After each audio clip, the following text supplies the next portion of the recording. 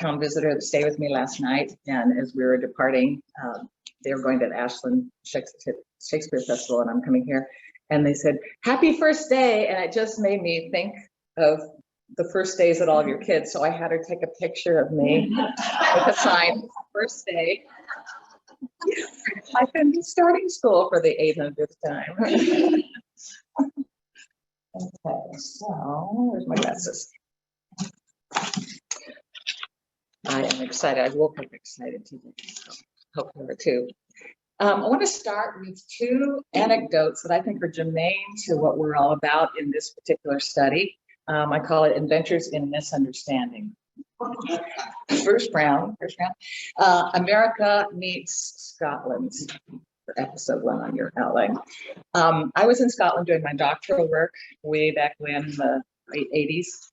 And a pastor who had been studying, he was Scottish pastor, he'd been studying in America. And so he found out that 2 female post-grads were there for their studies. And so he asked us if we would mind assisting in the service. We thought that would be a gift for the congregation, you know, American, a little different. And so he assigned me the job of reading scripture. Well, I have had oral and church training in college. I love it, dramatic reading. And my pet peeve is hearing the word of God read as if it's exciting as the telephone book. You know? And then when there's so much drama there. And so I just applied my training to whatever it was I was reading, not to show off, but just so that the meaning would come through, so people could hear it. Because sometimes when it's, you don't really hear what's there. And afterwards, this woman came up to me, literally backed me into a corner, and her face said one thing, big smile on her face, and her words said something totally different. "Oh, you Americans, you think you can just come here and show us how to do things and wave your money." And I'm thinking, money? What are you talking about? And I came to realize that her experience of Americans was young, strapping young guys would come to work on the oil rigs and offshore, and then they come and they kind of had an air of superiority, you know, "Oh, we're Americans and you lowly Scots," and they would be well paid, so they would probably flash their money here and there. And that was her experience of Americans, which she projected onto me because I also was an American. Very unfairly, I might add. But she did. I was so bothered by it. I grabbed the person, the other female post-grad American, and said, "Let's go to lunch. I'll pay for your lunch. I just have to be brief. I've never had somebody impugn my motives. You know, I'm thinking, it bothered me." And that was, I thought we were on the same page because we spoke English. We shared the same language. And linguistically, that would be true. Culturally, not so at all. Her frame of reference is so different than mine. So that's episode 1. Cultural misunderstanding. Secondly, I just found this I think 2 days ago. Have any of you been watching the funereal processions? I've got little snatches, but I happened to catch this on internet, and maybe you saw it, about Jill Biden. Yeah. Has nothing to do with politics, but it showed a picture of her with her husband, and she was dressed in black, and she had something on her hair, you know, and it was all, to me, it looked totally appropriate, very appropriately solemn, you know, for the occasion. She was so blasted by the Brits. She got huge waves of criticism because she dared to wear a fascinator instead of a hat. You know what a fascinator is? It's like when you go to the ascot races and, you know, that's the thing, you put this little gadget. It's not quite a full hat, but it's sort of that's kind of their. And for me, I thought, oh, she's wearing a hat, because fascinator hat did the same thing. Oh no, not to the British culture. And so, and the fascinator to them signaled a festive occasion, like you're going to a party, and that she is so inappropriate and so insensitive. Who knew? If you were not from that culture, you would say, "Oh, she's so, you know, respectful," and that kind of stuff. So you see, again, same language, but cultural misunderstandings. I'm sure she wouldn't have done that if she'd known the backstory of that. So that's what we want to be about in this study, is kind of getting the backstory. We can't assume that our 21st century Western perspective matches a perspective in a different cultural, geographical, religious environment 2,000 years ago. So we have to do our homework to try and understand as best we can and use the tools at our at our behest to understand that world. There are things we can gather, and when we grasp some of these things, it makes the stories just come alive. You go, oh, that's why he said that, why she did that, why they reacted this way. So that's our task for this study. So the Bible really is embedded in a culture very different than ours, and we can't just assume and just project our current understanding. I have a quote here that I got from a book. Every community of Christians throughout history has framed its understanding of spiritual life within the context of their own culture. We do that too. We are trying to understand from within our context. And it's two things. There's a book I have on my shelf called The Two Horizons. We have to understand the cultural influences that shape our thinking and understanding, but we also have to go to the Bible and try to understand the thinking and the backstory back there. And so there's two horizons that we have to be working at. Otherwise, if we're not aware of what our cultural influences are, we're going to project them inappropriately. So context, just like the real estate people. Location. Historical, geographical. What were the particular issues going on at a particular locale that the biblical writer is talking about? I just thought immediately of 1 Timothy 2, which is one of those texts that it can become problematic to people. Women, you're not supposed to teach or exercise authority over women, blah, blah, blah, over men, but be silent and ask your husbands at home. Of course, if you're single, you're out of luck. But, and you think, was that Paul saying women for all time? This enough? No, when you do your homework, you realize in the church of Ephesus, some things were going on, and these women were inappropriately trained, and yet they were excited about their faith, and they want to be up at the podium and sharing, but they were not ready. So once you understand the situation, think he was speaking to a specific situation. There are some abiding principles that sift out even in those cultural things, but again, you have to do their homework. So different knowing what's going on historically will really help us. Geographically, there are certain things that happen in the desert, in the wilderness. Those of you who've gotten your books realize that in the desert, it's a desolate place, barren and wilderness, but also sometimes big revelations happen precisely in those desert, dry wilderness areas. And especially mountains, biblically, are places where revelation takes place. Moses goes up to the Mount Sinai to get the 10 Commandments and such. So geographically, that can clue us and give us clues to what's going on biblically. Culturally, what could be more culturally transitory than hairstyles, and what you wear in your jewelry? And yet I've seen some people take Paul's prescription, women, you're not supposed to wear gold jewelry or have your hair this way or that, those are fluctuating. They're cultural mores of a particular era that don't necessarily mean we have to follow suit and replicate that in our area. So sifting out what are fluctuating, adornment, dress, prayer postures. Do we always pray like this? They used to do that in certain, we pray like this, or, again, cultural things. Family relationships, how families are structured, can be different in biblical times than now. Hospitality norms, what is it to be hospitable? All of these things, they're areas that can differ culturally, and we needed to be attuned to those differences. I noticed in the book, if you have a book, on the very cover, there's this jar that I learned was a tear jar. You know what a tear jar is? It's what amazing thing. It's a place where women would cry into this jar, fill it with their tears, and pour it out to God in worship, and realize that God hears them, God sees their pain, God wants them to pour out their heart. And what a wonderful picture to convey that meaning. Linguistically, language is fluid. I tried to convince my mom when she was here on earth, she would always, to each his own. I said, or to each her own too. Oh no, this is the way it is. To each his own. It's always his. Yeah, I know, but sometimes now we hear things different. When I was in Scotland, I learned that homely, a certain connotation. If somebody called you homely, women, what would you be inclined? How would you be inclined to respond? Yeah. Not so nice. That was kind of a slap. That was an insult, right? But in Scotland, that's compliments. How could that possibly be? Because homely to them is like homey, down home, granola, salt of the earth. You're a homely one. Oh, thank you very much. But don't try to do that in there. So, context. We hear and read stories differently because we're coming from different framing.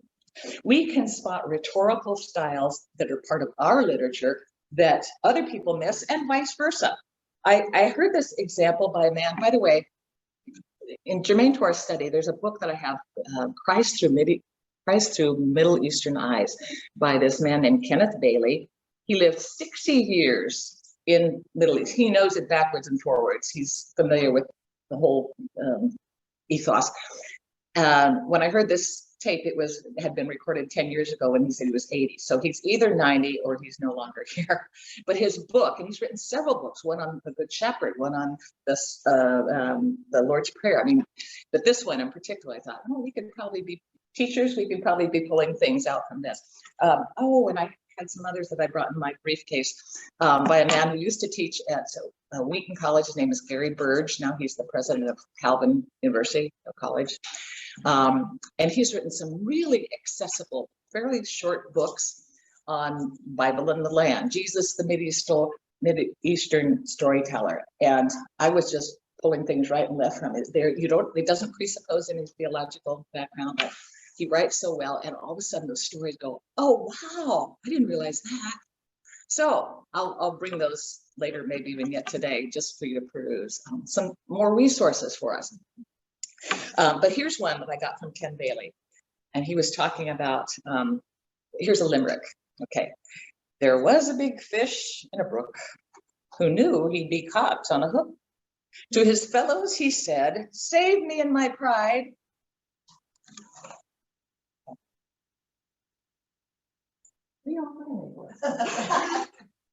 Isn't that the end? Right? Okay, there's some lines, right? It's the end. Okay, I see from your faces. And what is the and that you're looking for? Da da da da da da da. And the last word rhymes with the end of the first rhyme. Okay, so here's the limerick with the full thing. There was a big fish in a brook who knew he'd be caught on a hook. To his fellows he said, save me in my pride. Please do, or I'll needlessly cook. So he said that he had a mixed audience of Anglo-Saxon, European Americans and Africans and Asian, a mixed group. And he first asked the non-Anglo origin people, Africans, Asians, he said, how many people, raise your hand if you think that a line is missing. Nobody raised their hand. Then he asked the same thing to the Anglo-Saxons. Everybody raised their hand. Because we have been acculturated to acclimate to expect a certain rhythm that's germane to limericks and a rhyme sequence, So it's in our gut. That's why I read your faces and you go, that's not right. It's like when you're singing, a scale, da da da da da da da. Okay, let's all go home now. There's something wrong about that. You want it to resolve. It's a cliffhanger, which TV people do, at the end of seasons, so that you'll come back for the fall, see how it worked out. Da da da da da da da da. Okay, now we're all peaceful and happy, right? Because we want that resolution, and we have been acculturated to expect that. Also, in Western culture,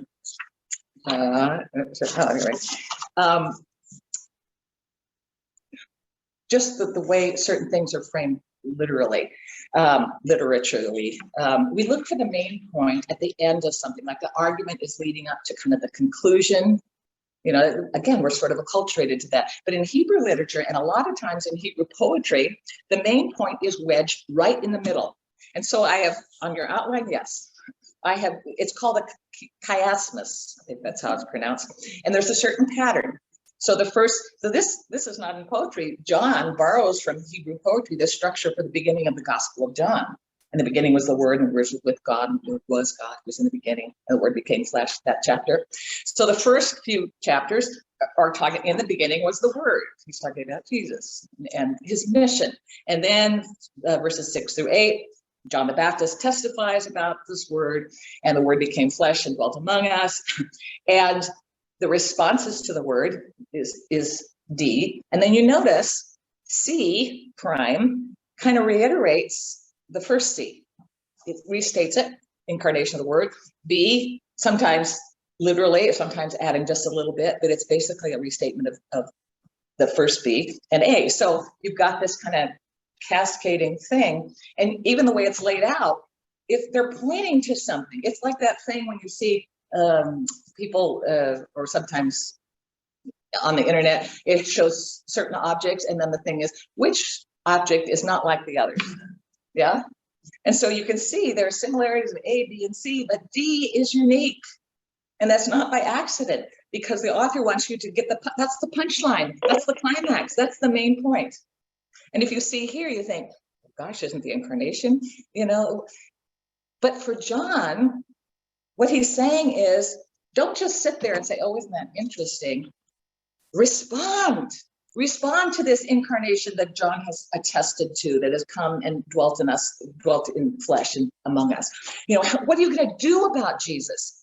And those responses at the middle, it says, he came to his own, and those who were his own didn't receive him. They rejected him. But to all who believe in him, he gave them the right, the authority to become children of God. So there's two different responses. And John throws it in your face. So what are you going to do? How are you going to respond?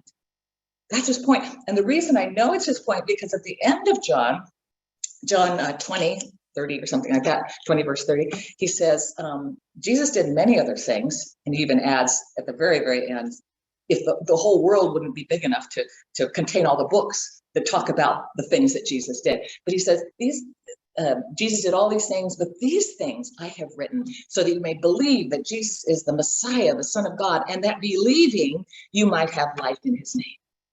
I'm not just writing this as an entertainment, something to read, bedtime kind of stuff. I want you to hear me enough so you can act in belief and trust. So here we see the setup in the first chapter. At the end, he's very explicit. This is why I bothered to write all this.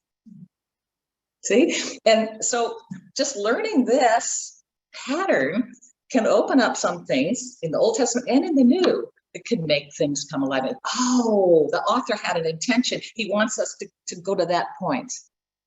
So I thought I'd just mention that. The middle point is the main point. That's a Middle Eastern way of thinking, not necessarily a Western perspective. So teaching and learning styles can be different. Western cultures prize reason. We're children of the Enlightenment, where reason was supreme. If something can't meet the bar of reason, it's no good or nonsense, So we've been inculcated in that for centuries. And individually learning, you go to school, you sit at your own desk, you write your own, take your own exam, write your own notes, very individualistic. Versus Eastern cultures tend to prize more visual illustrations. I'm going to show you in a minute. Experiential learning, discovery, and together. See, we're together. We're being more Eastern in this sense. We're not just sitting at different places in various parts of the church on our own. And it's in that communal, what she calls yeshiva. Well, Hebrews call it, and she just borrowed that. Yeah, it's communal, questioning, asking, imagining together, coming together to understand something. I reproduced the chart that's in, because I know some of you didn't have the book. She has this helpful book, a chart in her book that just at a glance, you can kind of see some of the differences. Western emphasizes form versus Middle Eastern lens, function. And I'm thinking, even in contemporary times, sometimes after the pandemic, a lot of churches are rethinking, how do we do church? Can we just do what's always been, can we stick with the old forms and expect people to flock back? Maybe there's a chance to experiment and gain something from the Middle Eastern emphasis of function. Forms are not absolutes. They can change over time and have through church history. But the function, what are we here to do? Worship, So more emphasis on, the forms can change, maybe they need to change, but what's the function? That's the important thing. So differences there. Westerners or Western perspective wants to know how it happens. We're very steeped in scientific culture. Give me the mechanism, give me the scientific, precise understanding, versus Middle Eastern lens, not so focused on that as why would this happen? I think she did that when she was talking about the Exodus experience and Moses' encounter with God. And why did this happen, that God allowed us for 400 years to be in slavery, and now we're free, and yet we have to go into the wilderness for 40 years and it's hard, and why is this happening? That's more germane to their interest.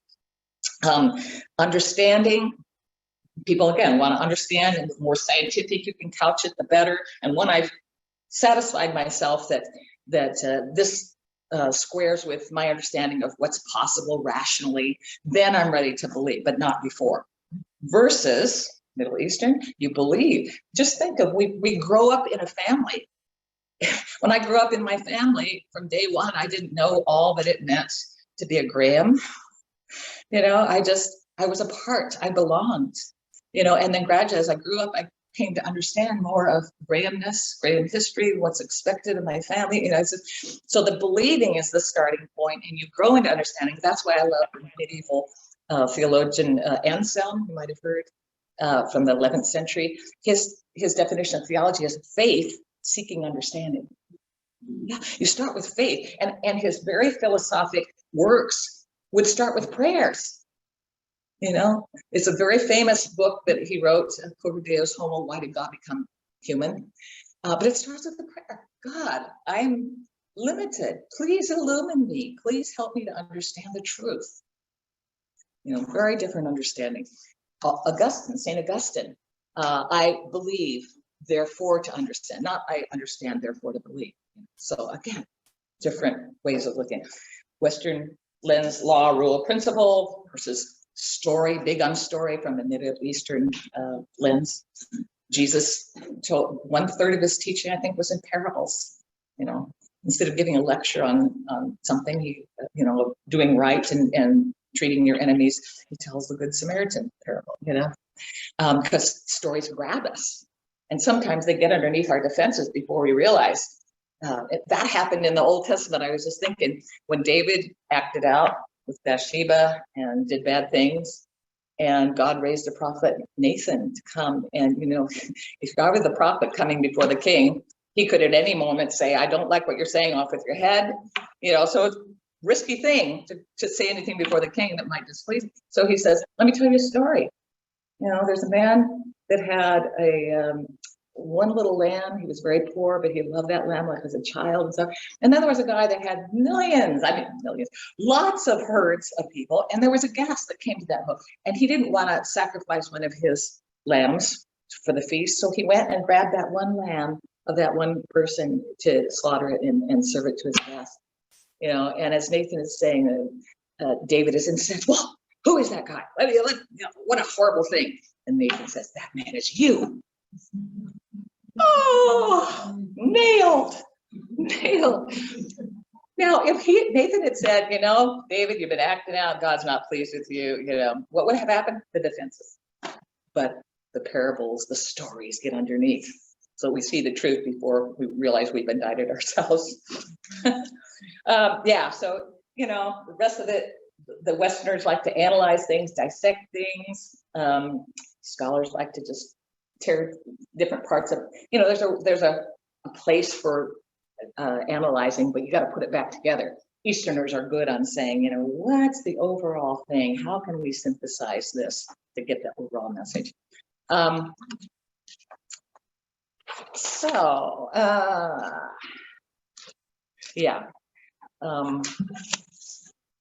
So the importance of remembering. I remember hearing an Old Testament scholar, his name was Abraham Heschel, and he said, I can sum up the whole Old Testament in one word. Now, if somebody had asked you that, what word do you think might come to your mind? Summing up the whole Old Testament in one word. Law, okay, that'd be a good venture. History, atonement, all a very important thing. You know what his word was? remember. And once I heard that, I started reading so many Psalms, so many places, Deuteronomy, just a whole bunch of stuff. Remember, because if you don't remember, if you forget, that's when you go off the rails. And Israel did that, and they got off track. They started going after other gods because they forgot. Psalm 78. Try reading that sometimes, And then when devastation happened, they cried out to God. He came and delivered them, and then they remembered, and then and then they forgot, and then cycle. So remembering. So the big question is, how can a pre-literate culture remember well? You have in the Old Testament the Torah, the law, which literally means instructions, but instructions that include laws, so you'll know what God expects of us and how we are to relate to each other. Law, the prophets, and the writings, Ruth, Song of Solomon, Psalms, etc. So that's the way the Old Testament is laid out. And so this instruction, especially that Torah hits on hardly, to how do you remember well? By constantly repeating the story. Deuteronomy 11:19. Fix these words of mine in your hearts and minds. Tie them as a symbol on your hands. Bind them to your foreheads. That's why sometimes Orthodox people, you'll see a little box on their forehead, because they're literally doing that. Teach them to your children. Talk about them as you sit down, when you walk along the road, when you lie down, when you get up. Write them on the door frames. In other words, keep repeating. And when you see how they celebrate the Passover, what is it? The child says, well, what happened? Or he asks, the little child is primed to ask a question. I forget what the question is, but it primes them to repeat the Exodus story. We were there, and we, not literally, but we identify with our forebears. We were there when this happened and this happened. And so they acted out, the Day of Atonement, very symbolic things where people bring their sins to the high priest, and high priest lays his hands on one of the goats, confessing the righteousness of God to judge them and laying the sins symbolically. All the symbolism is a way of just driving in the story, remembering, constantly repeating and using those visual cues, those symbols. The Talit, she talks about a prayer shawl. And thanks to Amazon.com, I brought two of them just to show you. This is Virgil. So she talks about the different things. Let's see. It is. Here we go. And you notice there are tassels. Lots of symbolism to this. Originally, actually, the men would wear long tunics, and they would also have tassels on their clothes. In fact, Jesus lambasted the Pharisees because the longer your tassel, the more authority you seem to have. So Jesus says, you guys are just out for show, you just exult in all this status seeking. But later, when the tunics were no longer used, they used this especially for prayer, and Jesus prepped this practice. The talits, the tassels. Here, let me just, as I'm going, I'll pass this other one. This is a Christian one, it's messianic, so it has Christian symbols as well. The tassels are on all four corners. So you see one corner here, and the other one corner here.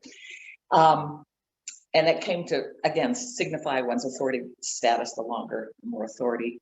And it was almost like if the authority resided in the tassels, maybe grasping the tassels kind of release the wearer's power. So the story that she tells of the hemorrhaging woman makes more sense that way. There are several knots on each tassel. Each knot would represent one of the commandments. And apparently, if you take all of the knots and all of the tassels, it comes up to about 613, which is the number of the commandments in the Torah.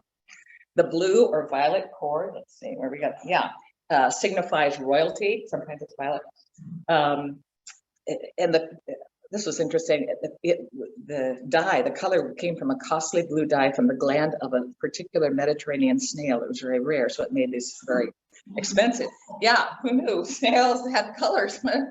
So it reminded them of their new identity. They were no longer slaves. They had a new identity. They were God's people, holy nation, the people of God, set apart, a royal priesthood. So all of these things, when the people would see this, all of those visual and memory cues were supposed to come up and remind them of who they were. Well, oh my gosh.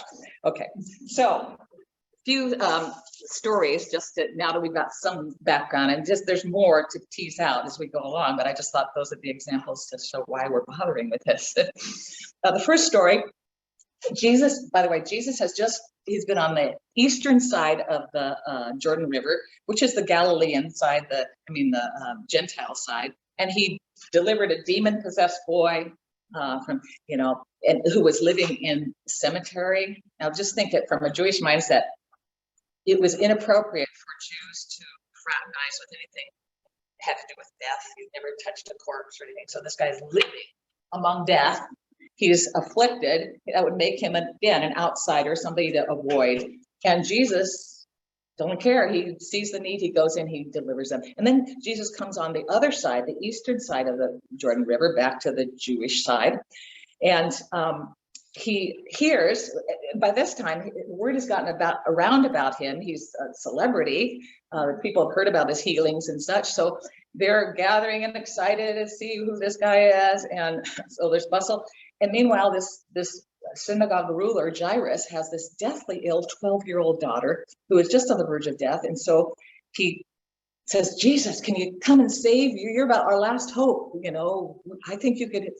And so Jesus says, okay. And he's on his way to Jairus's home. And then there's an interruption in the middle of it. And by the way, can you see on your, on your thing, I'd say the Mark's sandwich technique. The gospel writer of Mark uses this a lot, and literally, there's a formal word called intercalation, but it's often referred to as sandwich. Sandwich, you got the bun and the meat in between. So he does that. He starts one story, and in the midst, he interjects another story, and then he goes back to the first story. And that's what's happening here. Starts with Jairus, and in the middle of this comes this interruption, a woman with a 12-year-old, interesting, 12-year-old daughter, 12-year-old problem with bleeding, hemorrhaging, intrudes.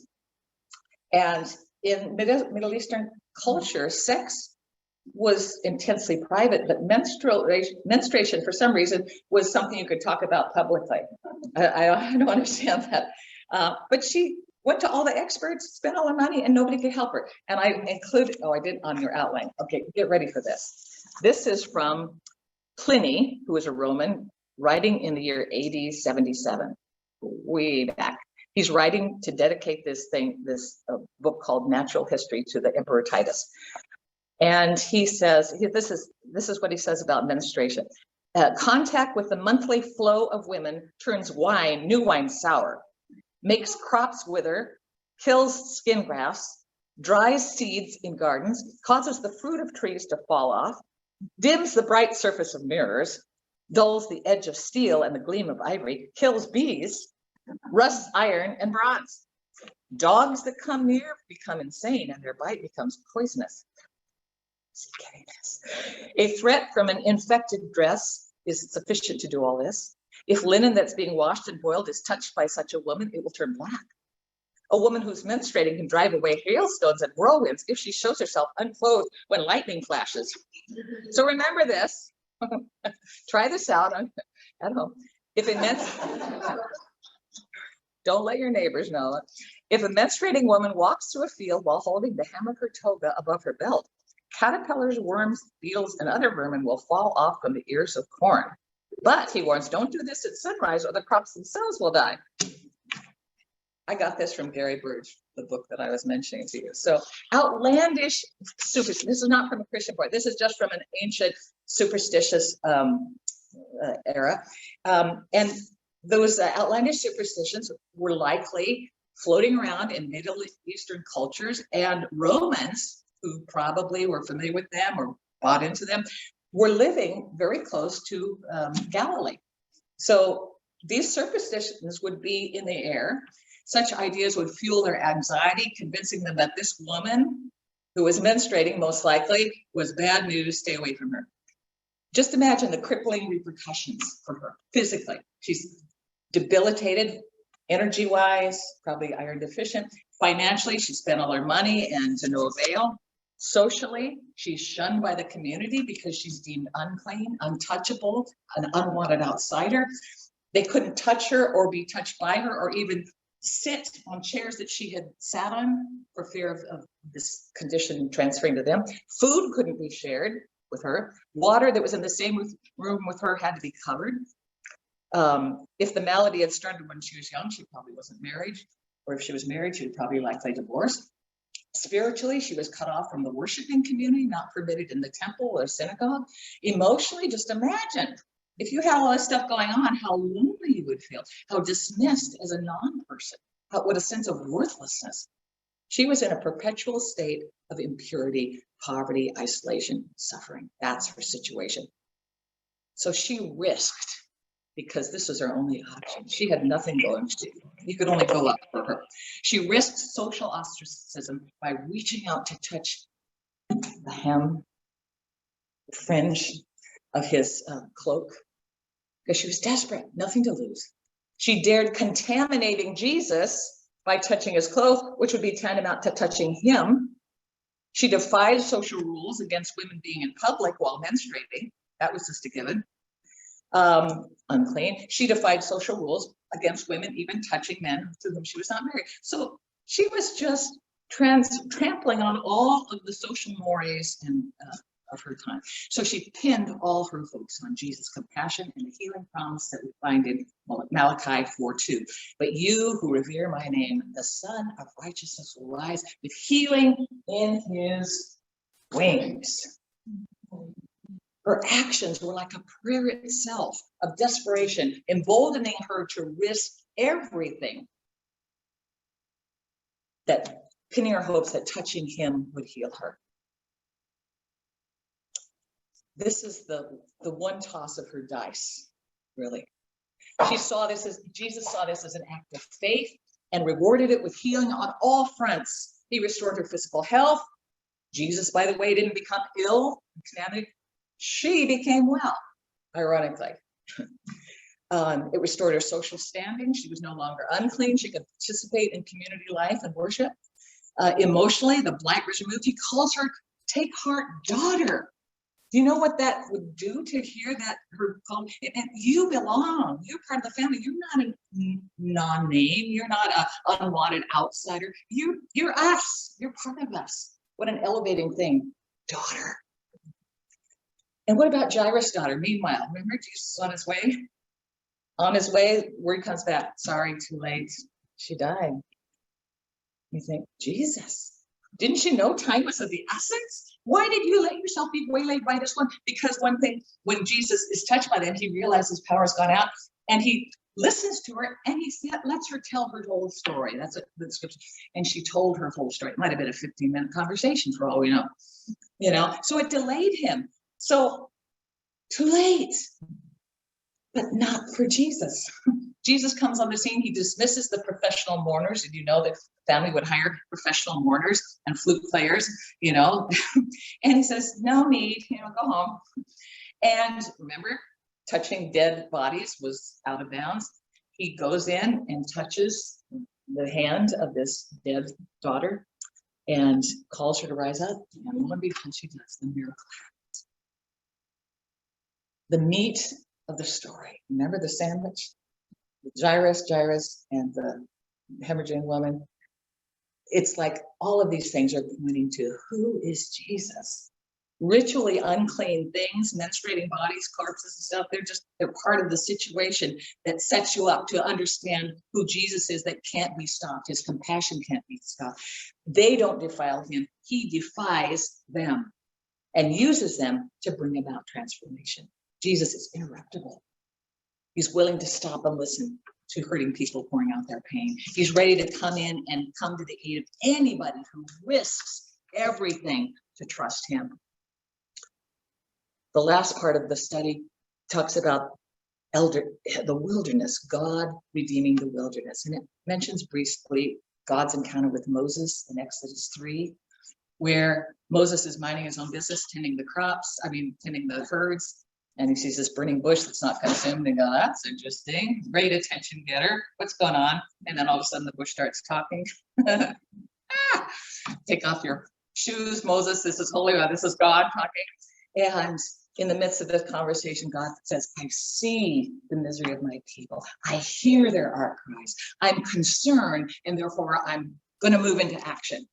God sees, God hears, God's concerned, God moves up. That's the God that we have to deal with. God is not indifferent to human suffering, comes to the rescue, maybe not always in our time frame that we'd like. Not only delivers them from Egypt slavery, but also sustains it through that 40-year-long trek to the promised land. The lessons that can be learned in the dry, barren places are inescapable and irreplaceable. Deuteronomy 8:2 I mentioned, right as they finish their trek through the desert and they're about to enter the promised land, Moses kind of gives them a pep talk. In Deuteronomy 8, he says, remember all the way the Lord your God has led you all the way in the desert these 40 years. Your shoes didn't go where were out on you. You had food. You didn't like manna, but anyway, you had food to humble you. Important things, because when you're humble, you're in a dependent state. That's where I got you. To humble you and test you in order to know what was in your heart, whether you would keep my commandments, et cetera, et cetera. He humbled you to teach you. Desert places are opportunities to be humbled so that we might be taught. When we find ourselves in that state of dependence, even though it's not comfortable, again, God can do marvelous transformative work in our lives. We are attentive then because of the pain, because of the hardship. We're super attentive. Hosea 2:14-30. I will lead God's people into the wilderness. Oh, I don't want to go there. It's hard. God will lead them into the wilderness and make the valley of Achor. What is that? Oh. The valley of Achor. God will lead them into the valley of Achor, which was a time of where Israelites acted out and judgment happened. Not a pleasant place. I will lead you, make the bad place, the time of hardship and judgment, I will make it into a door of hope. That's the transformative power of God, taking the bad stuff and giving it an opportunity for transformation. I will, and I love this, I end with this, I will betroth you to me forever.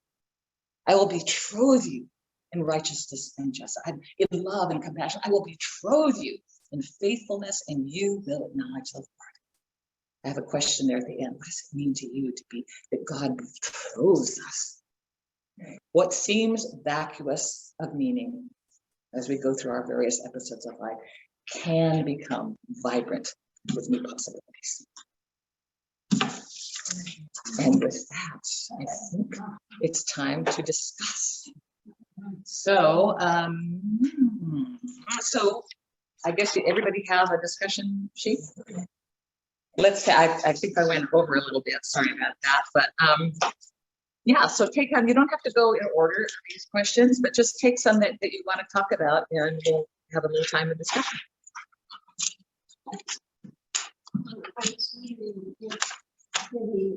The tables of two